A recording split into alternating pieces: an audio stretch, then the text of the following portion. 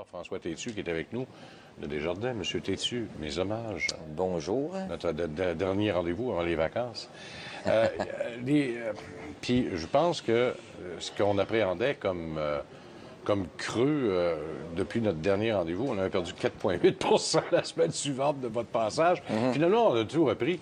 Ouais. Puis les bons propos de Bernanke hier nous remettent encore en appétit pour autant les obligations ce matin que pour le marché des actions. Oui.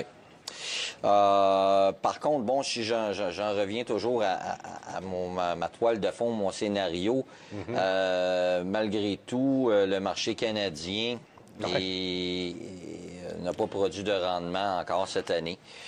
On l'a regardé le mois passé, ce mois-ci. Donc, c'est le marché américain qui fonctionne là, sur 8 cylindres. Sinon plus. Là. Nous autres, on a un, puis des fois à moitié d'un. Même pas hybride. Au niveau international, faisons exception de l'IBEX, l'Ibovesta, dans l'Amérique du Sud.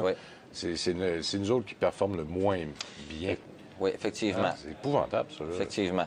Donc, on l'a vu parce que le mois dernier, j'avais montré quand même là, le prix des commodités sur 2 ans, puis dans la dernière année, qu'on parle du super cycle des ressources naturelles là, qui serait terminé il y a environ là, 18 mois, 24 mois. Donc, ce qui fait en sorte que pour le Canada, on est un pays de ressources, c'est sûr que les rendements ne sont pas au rendez-vous.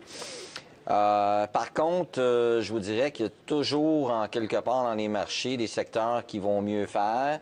Je pense notamment aux assureurs là, qui ont tiré leur épingle du jeu quand on regarde Sun Life, Manulife, Great West, etc., dans les derniers 12 mois qui ont bien fait. Mais ça n'a pas été assez pour contrebalancer l'effet pervers là, de la baisse là, des ressources naturelles sur les marchés quand on regarde les techs, etc.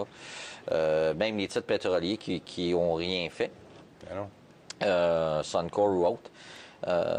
Donc, on se retrouve avec un marché là, qui a vraiment pas produit de rendement. Je suis allé chercher Sun Life juste pour le plaisir de la chose, pour expliquer 2 choses à nos auditeurs, parce qu'ils ont bénéficié de 2 avantages qui n'étaient pas là auparavant. D'abord, très forte remontée des marchés. Deuxièmement, hausse des taux d'intérêt. Dans le dernier mois, là, parce que eux autres aussi administrent des fonds. C'est ça.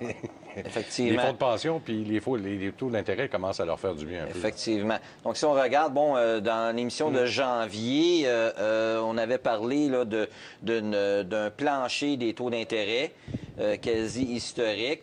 Et ce que j'avais expliqué à l'époque, je disais, écoutez, là, c'est difficile d'aller vraiment plus bas qu'on en est. Et puis, sûrement que les gens ou les auditeurs qui sont des détenteurs d'obligations, ou d'obligations municipales ou autres, naturellement, ils ont fait 0 rendement depuis le début de l'année. Pourquoi? Parce que ça a monté un petit peu jusqu'en mars-avril et on a vu vraiment le 9 mai que ça l'a cassé et les taux américains se sont mis à monter.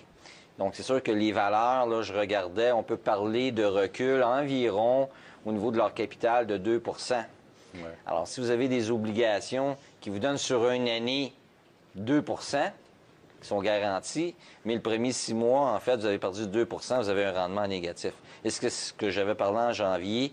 Mais là, je parlais plus d'une possibilité de faire 0 rendement à l'époque, je dis sur peut-être 3-4 ans. Mais quand ça se passe, des fois, ça se passe plus vite qu'on pense. Oui, effectivement. Mais justement, cette semaine, plusieurs s'interrogeaient parce qu'on parle souvent du marché obligataire, puis disant que là, ça commençait à pas être payant, etc. Ça dépend aussi. La majorité de nos auditeurs, eux, achètent des obligations puis les gardent jusqu'à terme. C'est ça. Donc, autrement dit, ils ne perdent pas d'argent sur le capital, puis ils bénéficient un peu. Mais là, étant donné qu'ils ont peut-être pas nécessairement des taux d'intérêt très élevés, ou moins élevés que ce qu'il y a là, c'est moins payant un peu. Là. Et la problématique, et c'est une problématique aussi des caisses de retraite, c'est que,